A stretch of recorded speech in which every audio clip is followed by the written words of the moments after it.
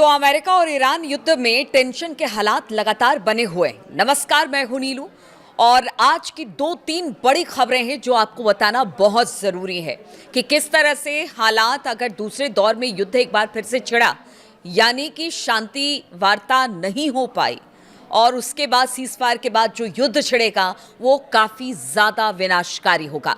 America के राष्ट्रपति इसी बीच एक बड़ा बयान अमेरिका के राष्ट्रपति ने दिया है, क्योंकि जब उनसे पूछा गया कि क्या आप परमाणु हथियारों का इस्तेमाल करेंगे ईरान के खिलाफ, तो उन्होंने कहा कि नहीं, मैं नहीं करूंगा। और इस वक्त की बड़ी खबर ये कही जा रही है, क्योंकि अब तक यही कहा जा रहा था कि जब लगेगा अमेरिका को कि वो ईरान को अब नहीं झुका पा रहा है तो हो सकता है कि परमाणु हथियारों का इस्तेमाल अमेरिका करे। लेकिन अब डोनाल्ड ट्रंप ने एक पत्रकार के सवाल के जवाब में कहा कि नहीं, किसी तरह के परमाणु हथियारों का इस्तेमाल ईरान पर नहीं किया जाएगा और सिरे से इस बात को खारिज किया।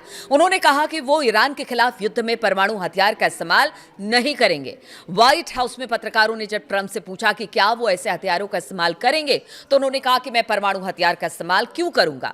हमने इसके बिना ही पूरी तरह से पारंपरिक तरीके से उन्हें पूरी तरह से तबाह कर दिया। यानी आज भी अमेरिका कह रहा है कि ईरान तबाह हो चुका है और ये नहीं देख रहा कि बार बार ईरान को बुलावा भेजने के बावजूद भी अगर ईरान बातचीत को तैयार नहीं है तो वो किसी के दम पर ही ऐसा कर रहा है। यानी उसके पास हथियार इतने हैं कि वो अमेरिका से अभी लंबी लड़ाई के लिए तैयार खड़ा है। फिर किस बना पर ट्रंप कह रहे हैं कि वो पारंपरिक तरीके से पूरी तरह से ईरान को तबाह कर चुके हैं।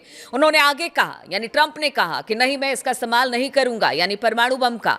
किसी को भी परमाणु हथियार का इस्तेमाल करने की इजाजत नहीं दी जानी चाहिए, ऐसा खुद ट्रंप ने कहा है। लेकिन ट्रंप की कथनी और करनी में बहुत ज्यादा फर्क दिखाई देता है और ट्रंप बार बार कुछ कहते हैं और करते कुछ हैं। यानी अमेरिका का रुख क्या होगा किसी को नहीं पता। और यही वजह है कि आज इस तरह की स्थिति पूरे मिडिल ईस्ट से लेकर पूरी दुनिया में बनी हुई है। जब अमेरिकी राष्ट्रपति से पूछा गया कि वो ईरान के साथ लंबे समय तक चलने वाले शांति समझौते के लिए कितने समय तक इंतजार करने को तैयार हैं, तो ट्रंप ने कहा, मुझ पर जल्दबाजी का दबाव मत डालिए। पत्रकार को कह रहे हैं जल्दबाजी का दबाव मत डालिए, लेकिन ट्रंप जो बातचीत कर रहे हैं उस बातचीत का नतीजा क्या हो रहा है। तो भाई, अगर दुनिया अगर इस वक्त दबाव में है आपकी इस लड़ाई की वजह से, तो वो तो सवाल करेगी ना आपसे। तो फिर इसमें खिसियाने की जरूरत क्या है। उन्होंने कहा कि 2 हफ्ते के सीजफायर के दौरान ईरान ने शायद अपने हथियारों का जखीरा थोड़ा बहुत बढ़ा लिया होगा। यानी जो अभी सीजफायर चल रहा है ईरान और अमेरिका के बीच में, उन्होंने कहा कि इसमें जरूर उन्होंने थोड़ा सा बढ़ा लिया होगा और हथियार का प्रोडक्शन कर लिया होगा। लेकिन उन्होंने ये भी जोड़ा कि अमेरिकी सेना लगभग 1 दिन में ही उसे तबाह कर देगी। तो आप देखिए, शांति भी चाहते हैं। अगर कोई सवाल पूछे तो कहते हैं कि आप मुझे परेशान मत कीजिए, आप मुझे जल्दबाजी करने को नहीं कहिए। लेकिन दूसरी तरफ ये भी कहते हैं कि अगर थोड़ा बहुत हथियार ईरान ने शांति काल में बना भी लिया तो उसे 1 दिन में तबाह कर देंगे। ये है ट्रंप, जो बोलते कुछ हैं करते कुछ हैं। इसलिए उनकी बातों पर ईरान को तो बिल्कुल भरोसा नहीं। अब तो पूरी दुनिया भी ये मान के बैठी है कि वो क्या करेंगे किसी को नहीं पता। इधर अगर हॉर्मूज की बात की जाए, दूसरी बड़ी खबर हम आपको बता रहे हैं, हॉर्मूज की बात की जाए तो उसको लेकर टेंशन लगातार बढ़ा हुआ है।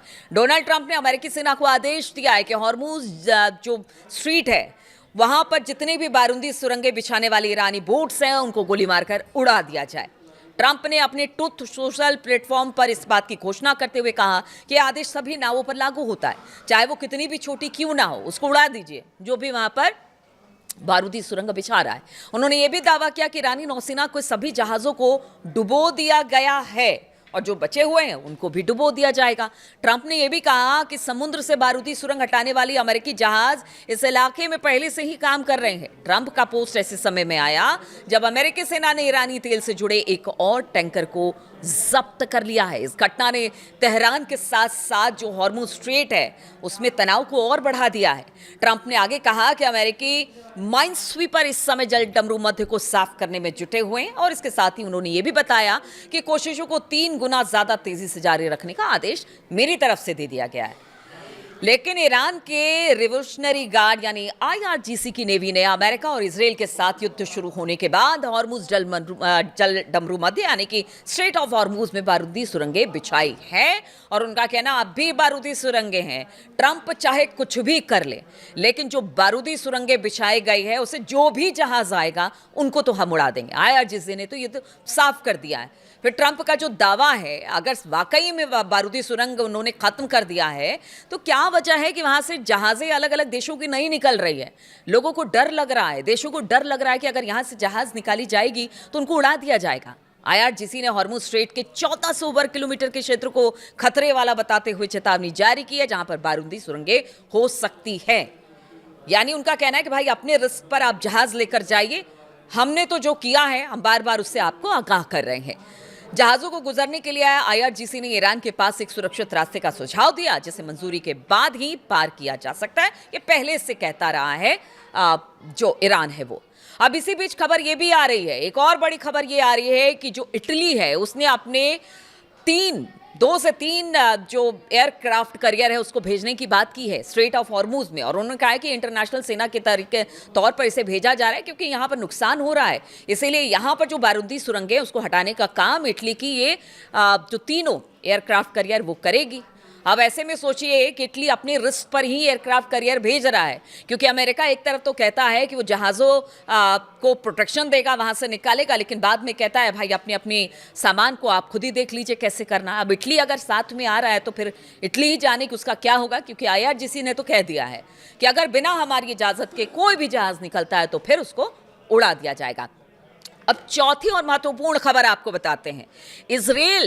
इजराइल जो उसके विदेश मंत्री हैं उन्होंने एक बयान दिया है, और ये बयान बहुत बड़ा है। देखिए, हम बार बार कहते रहे हैं कि अमेरिका तो एक बार को बातचीत करता है, लेकिन इस बातचीत को पलीता लगाने का काम इजराइल करता है।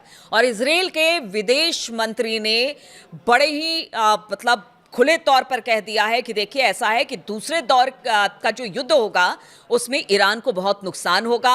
उसके जो ऊर्जा संयंत्र है या फिर उसके जो जितने भी परमाणु संयंत्र हैं उसको निशाना बनाया जाएगा और बिल्कुल ब्लैकआउट कर दिया जाएगा ईरान में। यानी दूसरे दौर की लड़ाई के लिए इजराइल तैयार है, और कहना है उसका कि अमेरिका बस हाँ भरे और हम दूसरे दौर की जो लड़ाई होगी उसमें हम तबाही मचा देंगे ईरान में।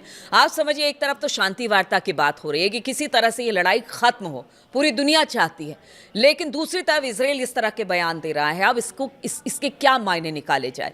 लेकिन देखिए, ईरान ने भी कह दिया है कि इस बार जो लड़ाई होगी उसमें ऐसे वेपन्स निकाले जाएंगे, ऐसे मिसाइलें होंगी जिसको सोच पाना भी मुश्किल है। उन्होंने कहा है कि अभी तक तो हमने अपने हथियारों को सामने रखा ही नहीं है।